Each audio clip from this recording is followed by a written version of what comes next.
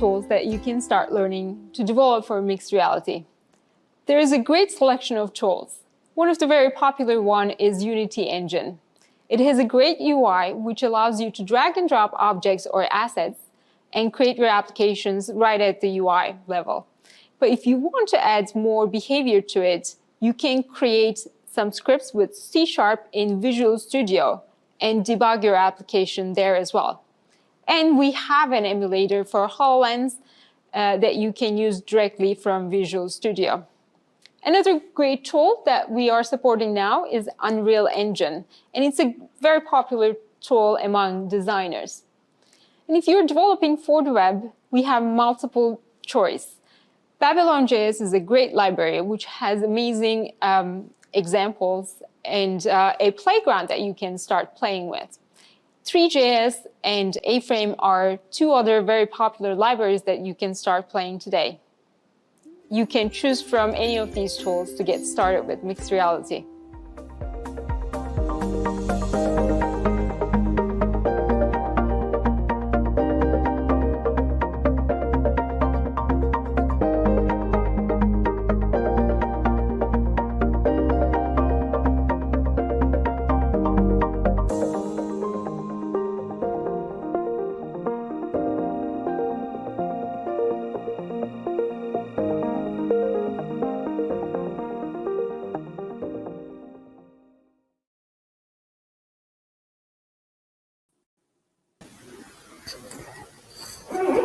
Good afternoon, good morning, depending on where you're connecting from. Thank you very much all for being here. Thank you, Victoria, for being here and being ready to share so much regarding the buzzword of the hour, the metaverse that is coming upon us.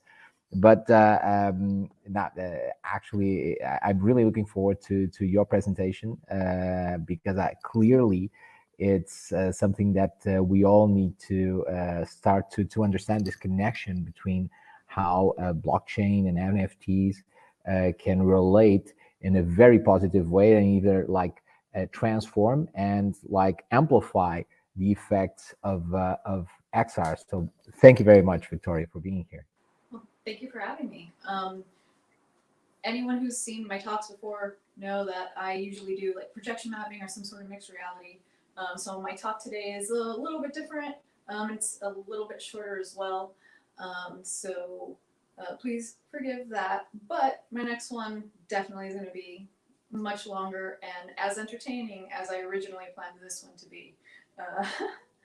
But yeah, so Metaverse is definitely the big buzzword for sure, and it's had a history of being around since Snow Crash, Neil Stephenson's book. So this idea of virtual worlds and people cohabitating in these virtual worlds, existing in their avatars, however they deem those avatars to be, their identity. This is something that us hardcore-nerds, we've kind of been into this for a very long time.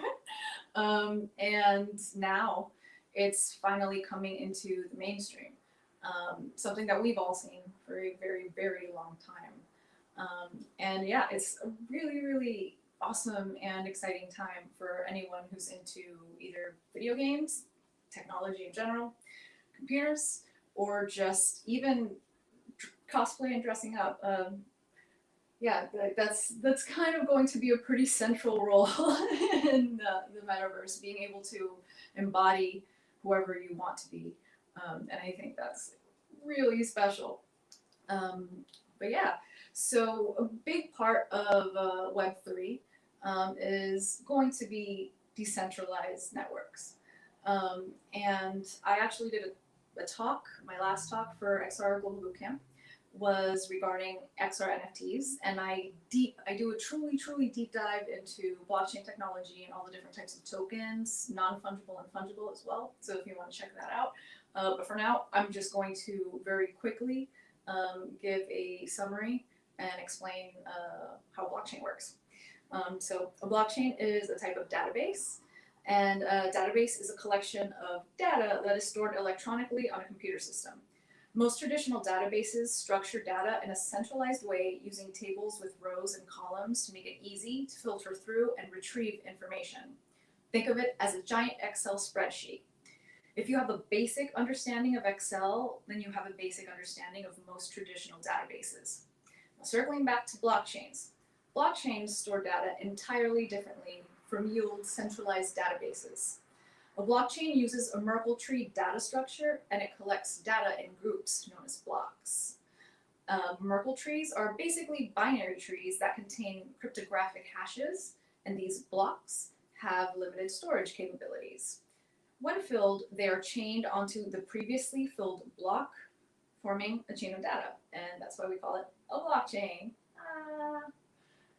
Any new piece of data that follows that newly added block is compiled into a newly formed block that will then also be added to the chain, and the chain continues. It just keeps getting longer and longer the more data is added to it. So traditional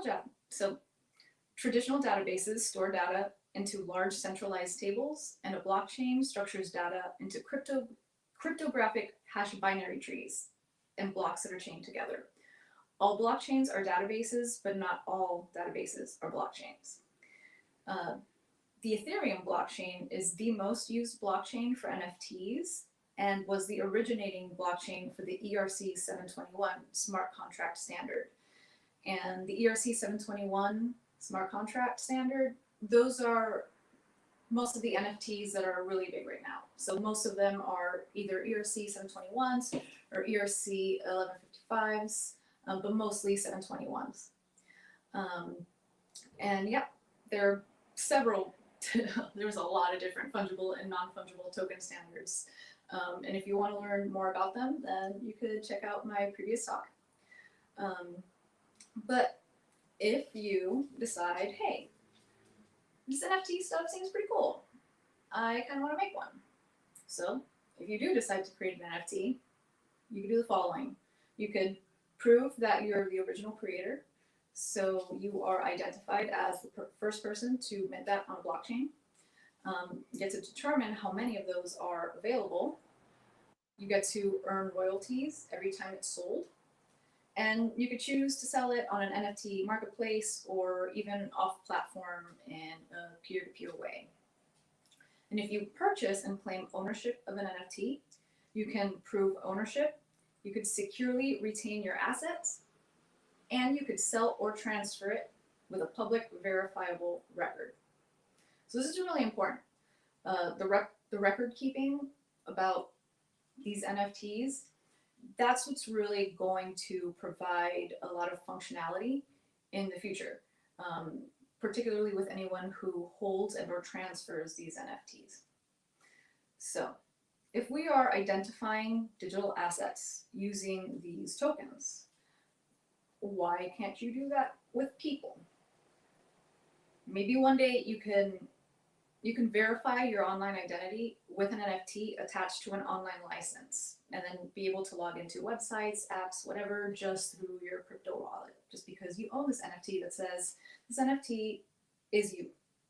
This is your private identifier on this blockchain, therefore you can gain access to whatever you have access to. And depending on your perspective, this could be good or bad. Bad because we've essentially lost our anonymity online, but also good because, well, we've lost our anonymity online. And that could make it so that there's less crime and less harassment happening. And also, with proper smart contracts in place on your NFT verified online identity, the blockchain could grant you full visibility into who has access to your data, where your data goes, and even allow you to get paid each time your personal data switches hands. Okay, so that's really important moving forward, because when we're talking about XR and XR technology, as many of you know, there is a lot of data that is being handled. There's a lot of data that is passing through APIs, a lot of very personal data, a lot of biometric data.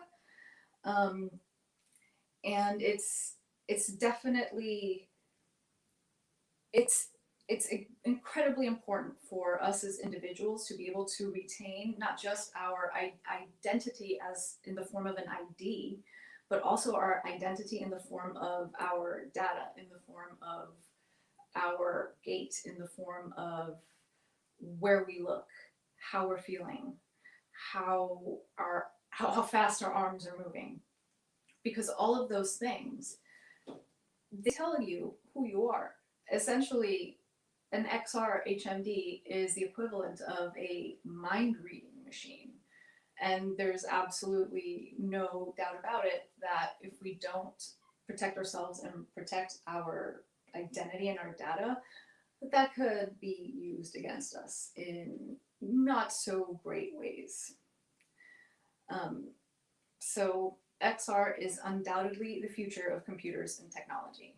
And it offers humanity a new way to view the world, to create art, and to keep track of your life.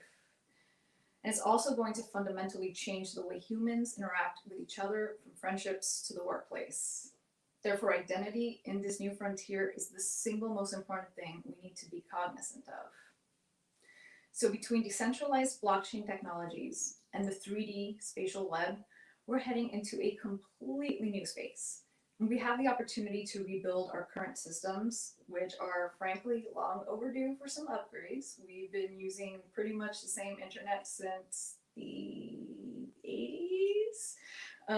We've only just kind of put stuff on top of it and stuff on top of it and stuff on top of it. So now our current web stacks are just so convoluted with so many different technologies. And I'm a full stack web developer, and sometimes I just want to smash my head against the wall when I'm building a web app. So this is one of the reasons why I'm personally so excited about Web3, because with blockchain technologies and all of these new systems, we can fundamentally rebuild the internet of yore. We could rebuild something that's better, something that's faster, and more importantly, something more equitable for everybody moving forward. So we're all talking about the metaverse. But I firmly believe that the biggest question is not who's going to win the metaverse. That's dumb. The real question is, who do you want to be in the metaverse?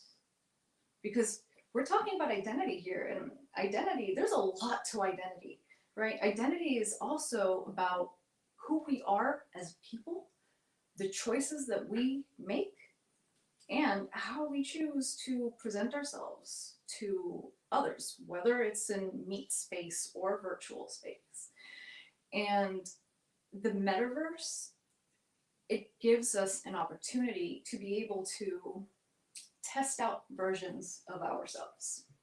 Have you ever wanted to, I don't know, maybe you're tired of the clothes that you normally wear, maybe you normally shop at the Gap, maybe you're just kind of like tired of khakis and, you know, simple shirts, maybe you kind of want to go goth, but you just don't really want to go all the way and dive into a whole new wardrobe.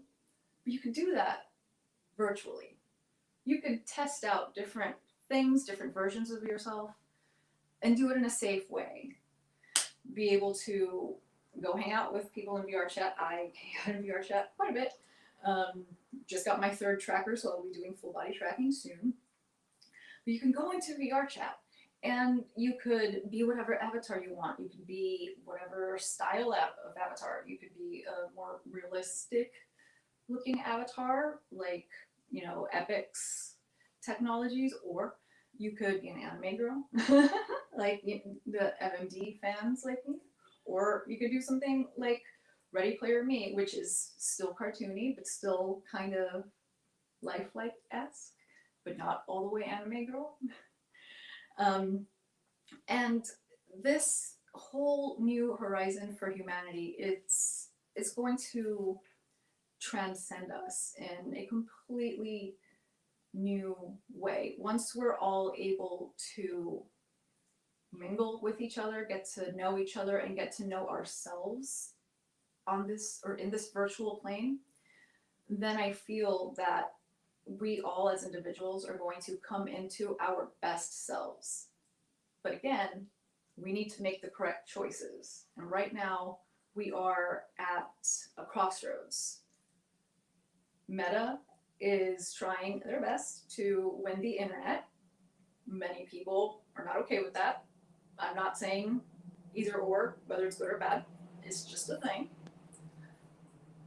But it definitely goes to show that this is going to be something a lot bigger than most people even realize.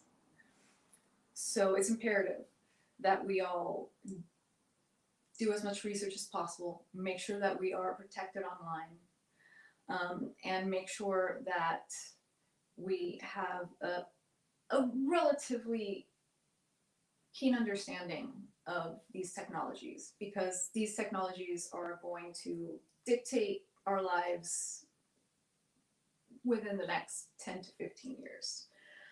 So I'm reaching the end of my talk. And in closing, our identity is the most powerful thing that we have. Who we are, our choices, who we want to be, our identification, our biometric data, that's integral to who we are as people. And it must be protected, and we must move forward with this knowledge and be badasses. For the win. Victoria, thank you very much for your presentation. This is such a wonderful and rich topic.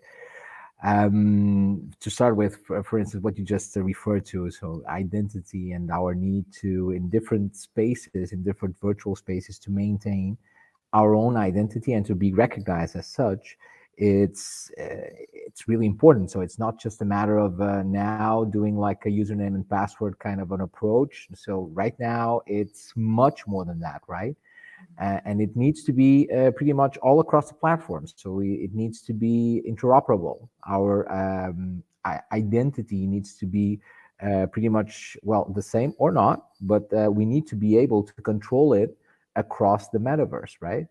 And that connects again with interoperability. So as you're a full stack developer and leveraging the possibility of asking you that as you're someone that deals with technology, what are your thoughts on what's the best approach for that interoperability to actually happen and for all these worlds to actually come together in this large new internet that we're devising with the metaverse? Well, I believe there's two ways that we could go about this. First one is just kind of building our own infrastructure. Like there's a group called OMI, the Open Metaverse Interoperability Group, and they're working on a backend that's interoperable so that you could be in any space and just kind of portal in and out.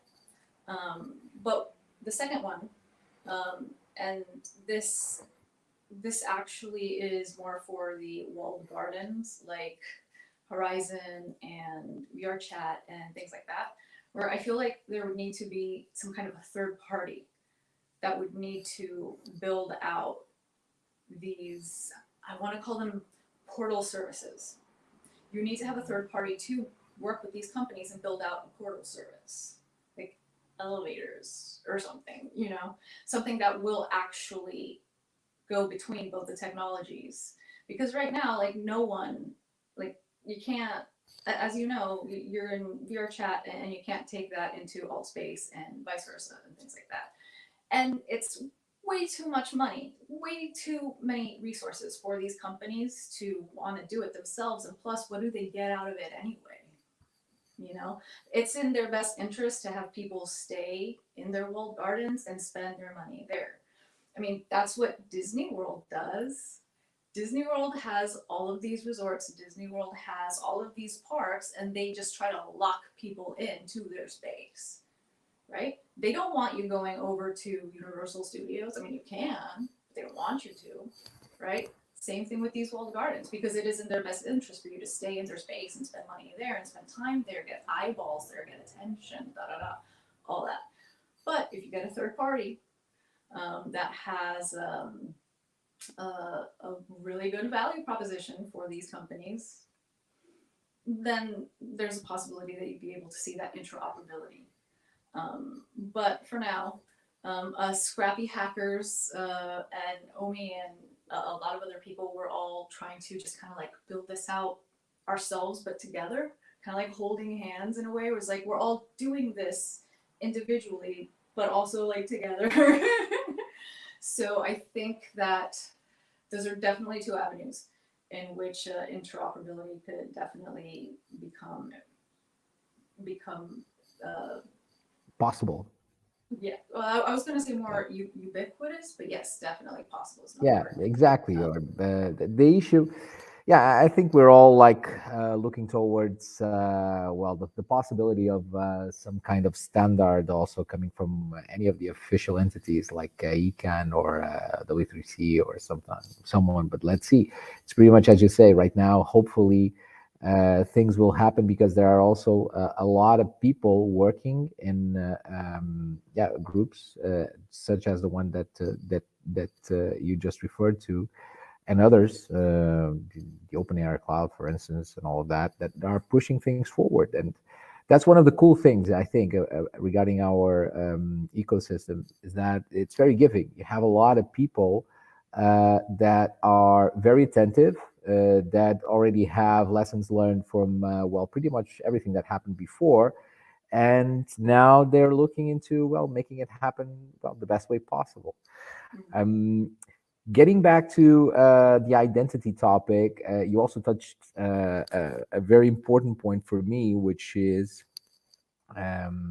people being aware of their well, their privacy, and starting to value its privacy, not just for what it's for its face value, but also for what in the metaverse actually can, like,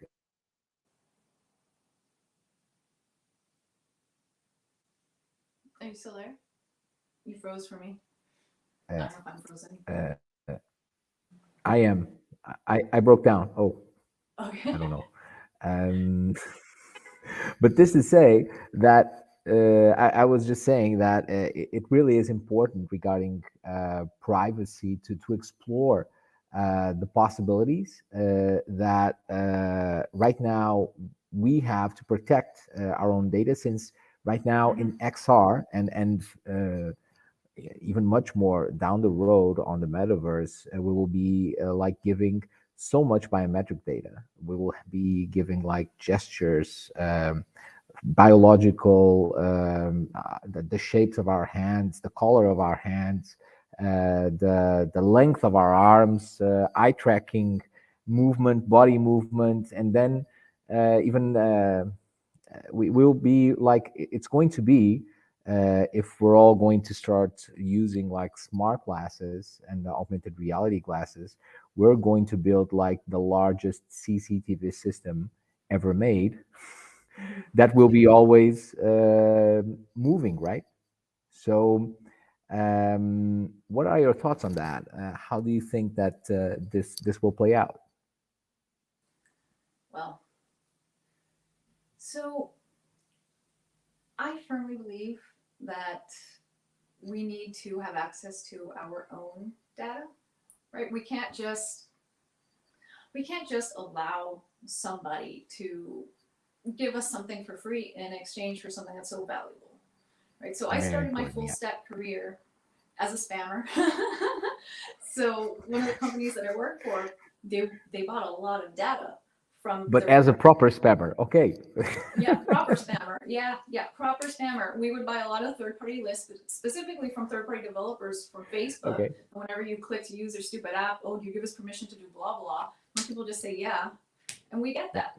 You know, so my job was literally taking those lists in the form of CSV files and just kind of like cleaning them against a bunch of other databases, like the national change of address, whatever, just to make sure that the data is quote clean and accurate, right? We paid a lot of freaking money for like Oh yeah. what really ended up being like maybe 100 clean records, you know? And it's something that always stuck with me because there have been times when I've been in like financial situations where I've been like, damn, I wish that I could sell a couple of my records because I know I could probably make like $500 easy. You know what I mean? Yeah, But you again, know what I mean. yeah, So I think it's very, very important that we start to collectively understand what our data actually means, not even just in terms of like biometrics and identity, but also in terms of our own livelihoods. Because frankly, this is our labor. It's our labor. You know, it may not seem like labor because we're just currently, you know, in like Facebook or whatever, we're just like clicking around. And XR, we're going to be moving around. So it's even more strenuous. So it really, really does amount to labor that we're doing. So I think that we need to, us as developers and even as educators, right? Because I like to educate people about these things because I love them. I think they're awesome. I think people should know. We need to make sure that people understand the ramifications of this data collection, and we need to make sure that all of these third parties do what they can to make sure that they protect us. Like one of the things that they could do is make sure that everything that is collected stays local. You know, they don't need. yeah, Why do you need to send this off to like another server? Like who cares, right? Like there's a lot of things that could be done that could just kind of protect people and make sure that people have full sovereignty of that data. Because again, that data is identity. You own you. You don't want a company to own you, you know, because that's a very slippery slope.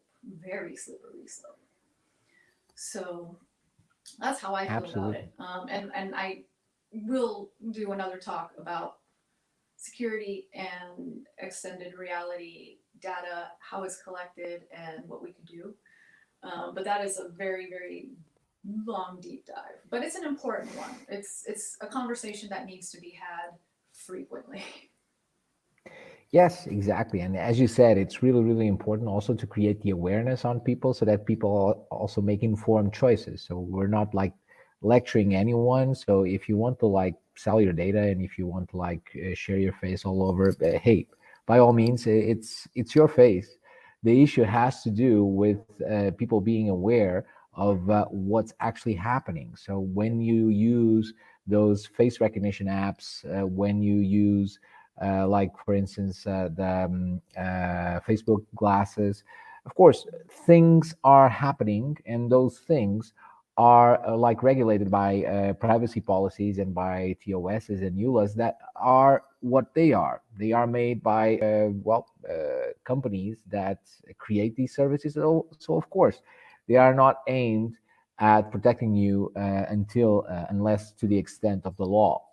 So it really is important for all of us to become more and more educated in all of this, and especially it's great that you referred the spammer story, because I work in marketing, and I really believe, yeah, I really believe that we the marketers are the major enablers of this social media, search engines, well, pretty much enablers of what we have right now as, let's say, the social transformation that happened due to, to what happened also with social media and with search engines. And it's really important to see how, again, advertising models and how things are going to happen in the metaverse, because we don't want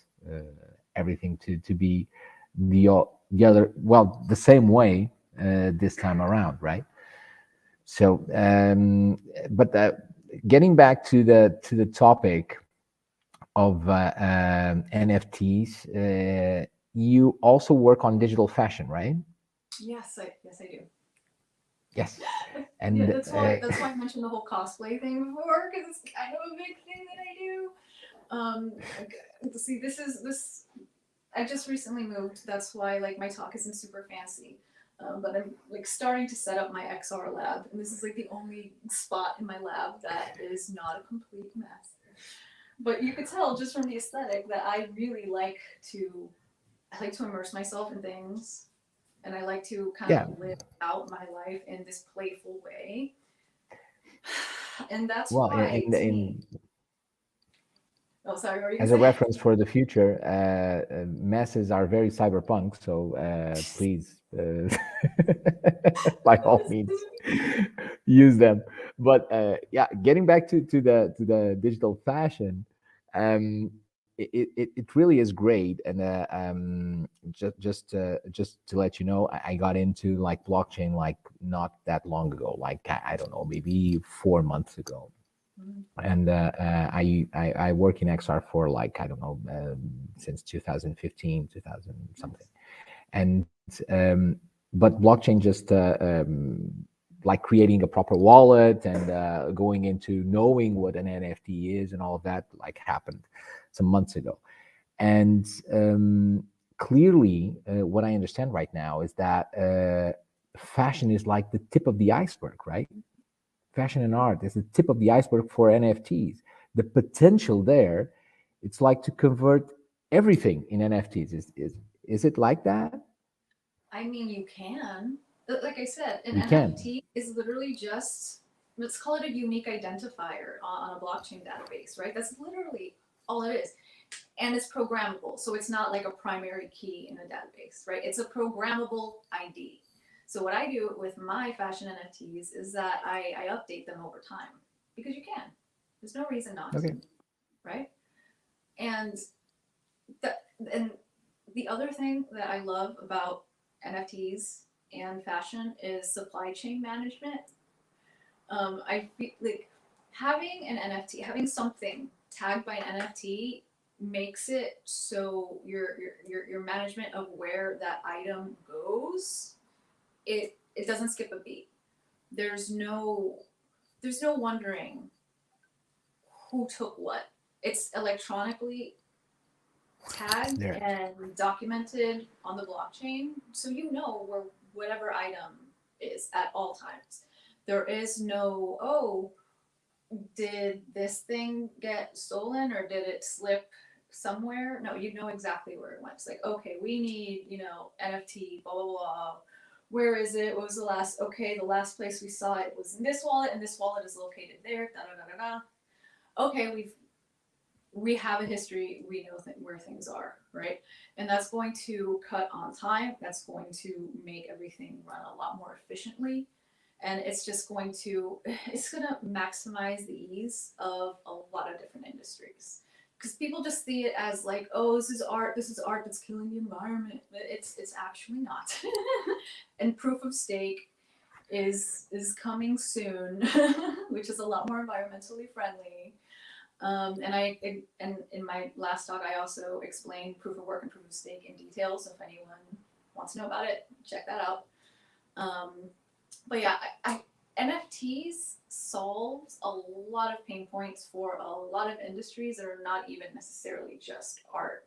So I'm just really stoked about the technology, because right now we are just using it in the ways that it's been kind of used before. But the more people start using the technology, the more people start building and learning Solidity and learning how to just like code all this stuff and learning how to code smart contracts, then they're going to find new ways to use this technology. They're going to integrate new features, and it's just going to be a lot more important than what people these days kind of think it's going to be. Because people think it's a fad, but no, not this technology. This technology has been a fad for over a decade. Like, give me a break. Exactly. And right now, if I understand correctly, like for instance, we can do, as you said, like NFTs of pretty much everything. I can do NFTs of like moments or pictures with my kid, and those can become like digital mementos for him. Same thing, like for instance, if we have like a specific experience that might be like on the physical world, on on a VR world, or even on, I don't know, Minecraft or Roblox or whatever with my kid again, we might like create something that might become like an NFT, like as if, for instance, we draw painting together. I have a 7-year-old kid, by the way. So like if we draw, well, a painting or something like that together. So this to say that that all comes back to identity, right? So all of this is kind of part of our history. And again, as you said, all of us, and you referred that in your talk, all of us are, well, we need to take care of our identity, or else it might like get stolen, right? So all of these parts, do you believe that in the future we will see more and more of our identity being like protected, or even be registered as NFTs? And how do you think that that will come forth, this new There's NFT so many different world? avenues, and I don't think I can make a prediction just yet about what's going to happen. The only predictions that I can really make are how people are going to use these technologies. Like I had explained, being able to use NFTs as your digital ID, basically. But I'm not sure what's going to happen, because I feel it's almost like, you know, the VHS and Betamax conversation where like we're not going to know until we know, kind of deal. That's kind of how I feel about it right now. But in terms of like securing our identity and having people like hack into your wallets and then take your identity, I do see that happening, because it just happens. Like, look, we're humans, okay, and people are gonna people. People are gonna people. But what we need to do is do everything that we can to make sure that we have barriers in place, that we have protections in place, you know, that we have engineers that are constantly, you know, like going over security processes and seeing what works, what doesn't work. Because security, it's never ending, right? Anyone who's done any work in security, and I've done just very little work in security, I've coded OAuth into my APIs, so that's my baseline. But even I know that security methods need to consistently be checked and rechecked and rechecked and rechecked, because people are people and people are also smart. You know, people are gonna find backdoors, new things. They're gonna hack. I've been known to hack some hardware too. You know, so yeah, we need to be very, very cognizant. We need to be very, very vigilant. That's the word, vigilant, about all of this. We can't just sit here and just kind of like twiddle our thumbs and be like, oh no, it's nothing. No, because the more our identities do get tied into these digital assets, then the more we really do have to lose. So again, it is so important that we teach people and we let people know, and we make sure that people understand how these technologies work, at the very least at like the layman's level, so that people could make informed decisions and choose who and what they want in the metaverse. Wonderful, Victoria. Thank you very much. This was, for me, it was like a first and a great opportunity to discuss this side of the metaverse, let's call it like that. Learned a lot from all that you shared. And before going, would you like to tell to everyone who's listening, where people can find you and start engaging with your work? Oh, yes. Oh, thank you very much. My website is victoriaxr.ninja. Yes, there is a .ninja top-level domain, and yes, I had to buy it. So it's my website. And please follow me on Twitter. I am at Extended Victory. That's usually where I post all of my work. I do a lot of WebXR. I do a lot of like VR, AR, a lot of fashion. I'm going to be working on a Snap lens sometime in the next weekend as well. So be sure to check that out. Also, fangirling for just one moment, I met my favorite band like 2 weeks ago, and I asked them if I could use their music for a really cool VR game, and they said yes. So eventually that's going to happen.